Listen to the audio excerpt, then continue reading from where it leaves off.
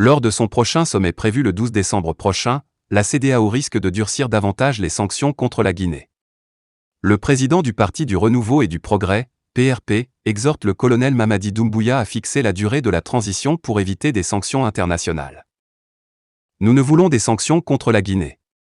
La pression sera accentuée sur les dirigeants pour qu'ils puissent définir le chronogramme de la transition. C'est le rôle du colonel Mamadi Doumbouya. Il n'y a pas quelqu'un de plus légitime que lui pour annoncer la durée de la transition. Ce n'est pas le Conseil national de la transition, CNT, qui doit le faire. C'est une erreur de dire que c'est cette institution qui va l'annoncer la durée de la transition, estime Rafiou Sow. Et de poursuivre, nous demandons au colonel Doumbouya de proposer un chronogramme. Vouloir attendre le CNT, c'est créer d'autres débats inutiles. Cette institution doit seulement essayer de cadrer les lois qui vont réagir la transition. Je prie le colonel d'aller dans ce sens. C'est vrai qu'il avait dit que c'est au CNT de le faire, mais il ne faut pas oublier qu'il a changé d'avis sur d'autres sujets. Aujourd'hui, nous lui demandons de nous proposer un chronogramme, lance ce cadre de l'Alliance nationale pour l'alternance démocratique.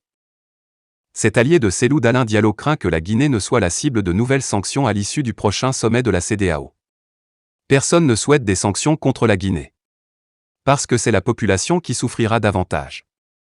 Mais les nouvelles autorités doivent savoir qu'une transition ne doit pas être très longue. Une transition, c'est pour aller à des élections libres, transparentes, crédibles. À la question de savoir s'il n'est pas nécessaire de donner du temps au chef de la junte pour poser les bases du développement de la Guinée, il répond: personne ne peut régler tous les problèmes d'une nation.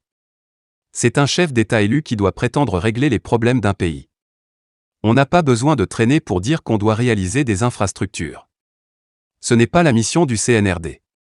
Il faut qu'on soit réaliste, une transition ne peut développer une nation. Ce n'est pas en restant en 5 ans au pouvoir qu'on peut prétendre régler les problèmes de la Guinée.